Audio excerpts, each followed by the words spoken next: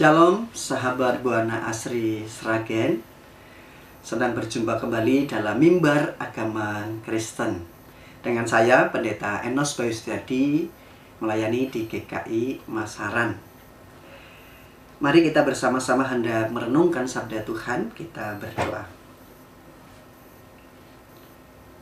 Kami sungguh bersyukur bahwa selalu tersedia rahmat Tuhan yang memelihara kami, sehingga saat ini kami boleh terus mengalami berbagai kebaikan dari Tuhan. Dan selalu tersedia cinta Tuhan yang memampukan kami untuk terus melakukan tugas tanggung jawab kami. Saat ini kami hendak merenungkan sabda Tuhan yang kami yakini akan menuntun kehidupan kami, memperbaharui diri kami seturut dengan kehendak-Mu. Kami menyambut firman-Mu di dalam nama Tuhan Yesus Kristus. Amin. Firman Tuhan yang menjadi perenungan kita hari ini saya bacakan dari Yohanes 15 ayat 9 sampai yang ke-17. Seperti Bapa telah mengasihi aku, demikian juga aku telah mengasihi kamu, tinggallah di dalam kasih-Ku itu.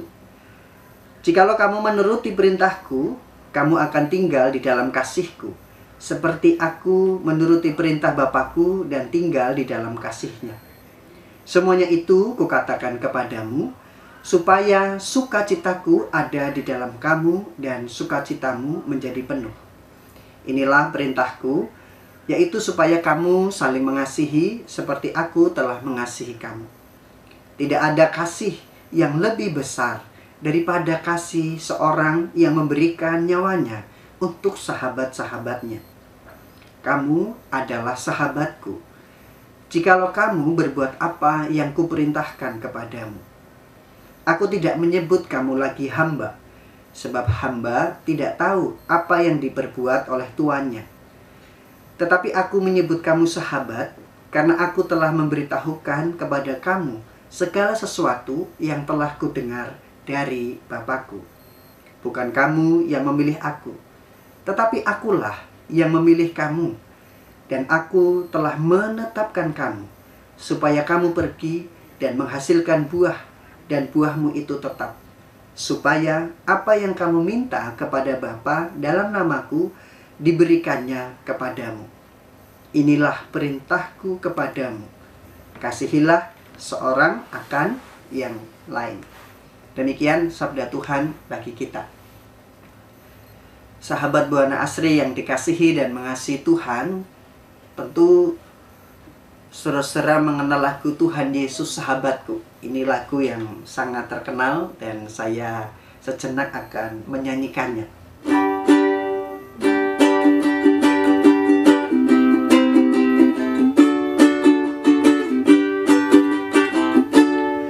Tuhan Yesus sahabatku, tercinta dan erat, melebihi segalanya bagiku. Bunga bakung paling indah yang tumbuh di lembah, mengampuni, menyucikan diriku. Penghibur dalam duka, penolong yang teguh, kepadanya ku serahkan kuatiku. Bunga bakung paling indah yang tumbuh di lembah, melebihi segalanya bagiku. Nah, saudara, lagu ini aslinya berjudul I Have Found a Friend in Jesus. Ditulis oleh William Charles Fry pada tahun 1837 sampai 1882. Ketika ia melayani di Gereja Bala Keselamatan. William Fry terinspirasi dari pendetanya yang juga bernama William, yang mengajak umat untuk menghayati Yesus sebagai sahabat sejati dengan memilih orang yang berdosa sebagai sahabat. Bagi William, Yesus itu segala-galanya. Tidak ada yang melebihi Yesus. Tuhan Yesus digambarkan seperti bunga bakung yang paling indah.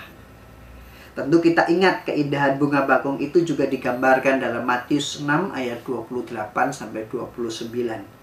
Dan mengapa kamu khawatir akan pakaian? Perhatikanlah bunga bakung di ladang yang tumbuh tanpa bekerja dan tanpa memintal. Namun aku berkata kepadamu, Salomo dalam segala kemegahannya pun tidak berpakaian seindah salah satu dari bunga itu. Lewat gambaran ini, William mau mengatakan bahwa tidak ada yang melebihi Tuhan Yesus di dunia. Ia mengakui bahwa Yesus adalah sahabatnya. William Fry juga menyadari bahwa ternyata hidup yang dijalani ini tidak mudah. Banyak cobaan, banyak penderitaan yang datang menghampirinya. Tetapi bagi William Fry, Tuhan Yesus adalah sahabat yang tidak meninggalkannya, karena ia adalah benteng dan perisai. Tuhan Yesus sebagai sahabat yang selalu memberikan perlindungan. Bahkan sampai akhir hayatnya, William Fry merasa aman dan bersuka cita mengenal Yesus sebagai sahabatnya. Sehingga lagu yang dibuat oleh William Fry ini juga seringkali kita nyanyikan menjadi kekuatan dalam iman kita. Yesus adalah sahabat. Saudara, memiliki sahabat adalah kebutuhan relasi sosial kita sebagai manusia. Namun tidak mudah menjadi seorang sahabat. Menuntut orang lain menjadi sahabat itu banyak. Beberapa waktu yang lalu saya memimpin persekutuan remaja, saya bertanya, apa itu sahabat? Siapa sahabat itu? Jawabannya sangat beragam dan variatif. Ada yang mengatakan sahabat itu orang yang mau mengerti aku dalam segala keadaan. Ada yang mengatakan sahabat itu selalu ada dalam suka dan duka. Sahabat itu mau menerima tidak hanya waktu senang tapi juga susah. Dan jawaban-jawaban yang lain. Semuanya tidak salah, semuanya benar. Namun kecenderungan dari jawaban-jawaban tersebut adalah orientasinya apa yang orang bisa lakukan kepadaku, bukan apa yang bisa aku lakukan untuk orang lain sebagai sahabat. Artinya saudara, sangat mudah menuntut orang lain untuk menjadi sahabat yang mau menerima kita apa adanya. Sangat mudah menuntut orang lain untuk selalu ada bahkan di saat kita susah. Lebih susah ya menerima keadaan orang lain. Lebih susah mau hadir dalam situasi yang tidak baik. Ternyata lebih susah untuk datang di saat yang dibutuhkan.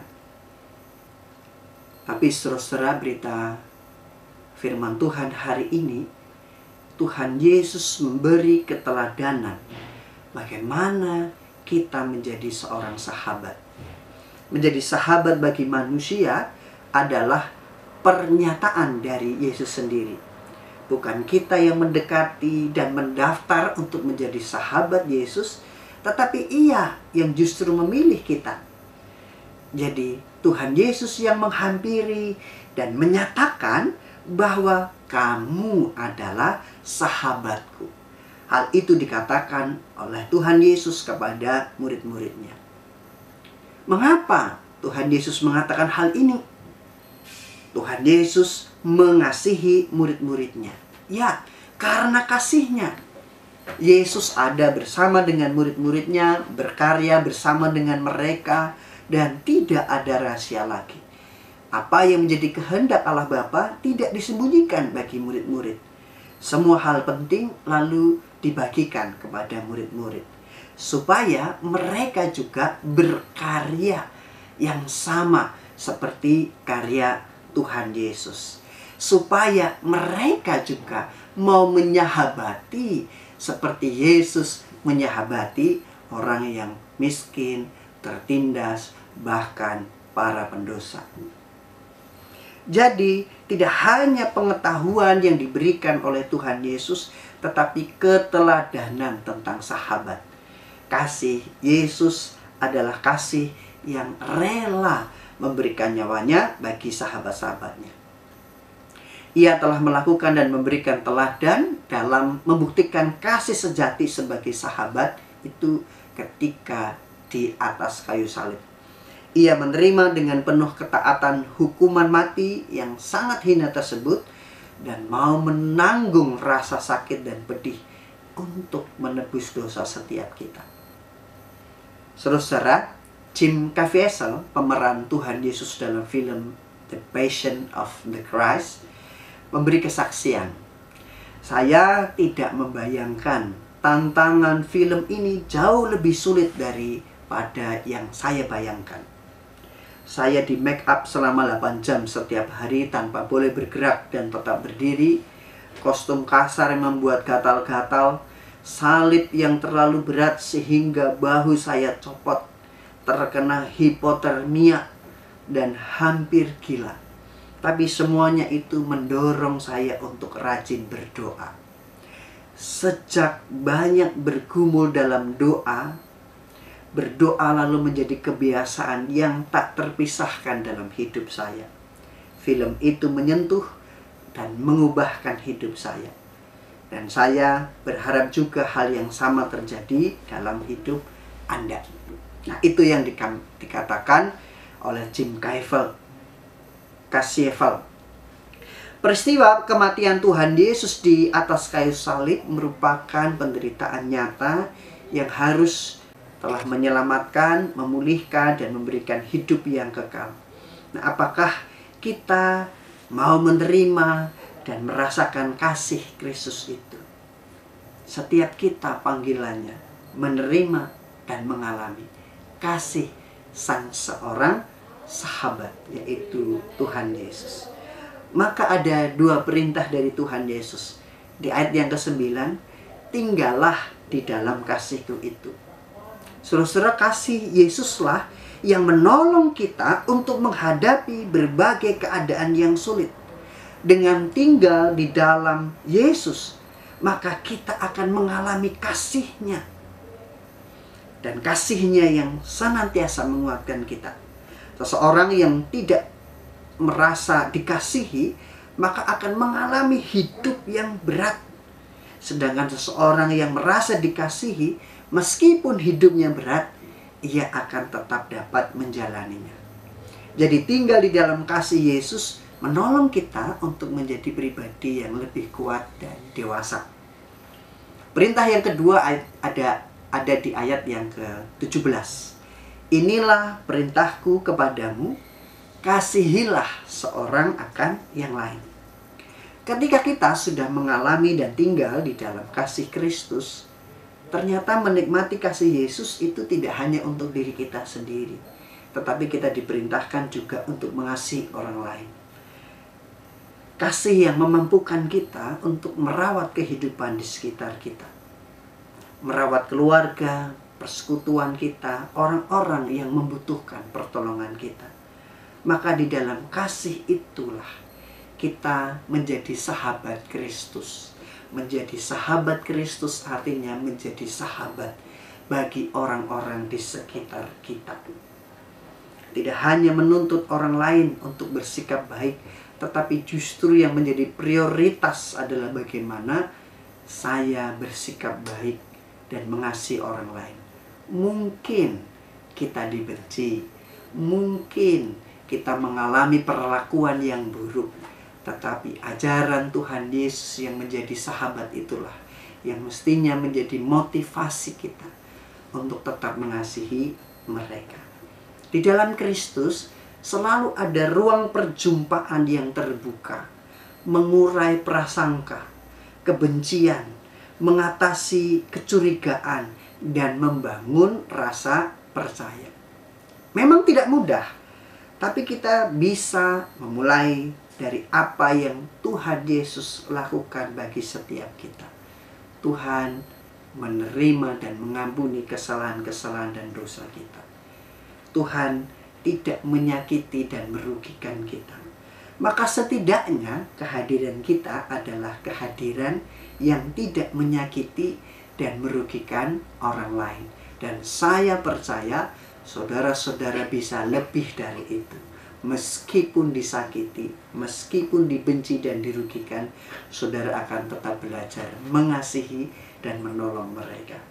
Selamat mengasihi dan menjadi sahabat bagi sesama. Amin. Tuhan Yesus memberkati. Mari kita bersama-sama berdoa. Tuhan Yesus sang sahabat sejati, sungguh kami mengucap syukur. Kiranya sabda Tuhan hari ini menolong kami untuk terus hidup dalam kehendak Allah. Kami akan terus merasakan kasih Yesus yang menemani dan menuntun kami di saat-saat kami mengalami situasi yang sulit dan berat, di saat-saat kami dalam gumul dan juang kami, di saat kami merasa diri ini dalam kegelapan dan dinginnya berbagai persoalan hidup. Tuhan tidak meninggalkan kami dan selalu bersama dengan kami. Dan biarlah kami selalu tinggal di dalam kasih Tuhan. Kiranya Tuhan juga memampukan kami untuk menghidupi panggilan Tuhan, menyahabati orang-orang yang ada di sekitar kami, meskipun mereka mungkin merugikan dan menyakiti kami, meskipun mereka membenci kami, melakukan berbagai tindakan yang buruk. Kami belajar untuk terus mengasihi mereka. Kami akan belajar tetap tersenyum dan melakukan karya baik di sekitar dan lingkungan di mana kami berada. Dan kami percaya selalu ada wajah kasih Allah yang boleh terpancar di dalam diri kami. Inilah doa kami dan ucapan syukur kami. Di dalam nama Tuhan Yesus Kristus. Amin. Lembaga Penyiaran Publik Lokal, Radio Publik Kabupaten Sragen, Buana Asri, saluran informasi. Guyub Rukun Bangun Sukowati.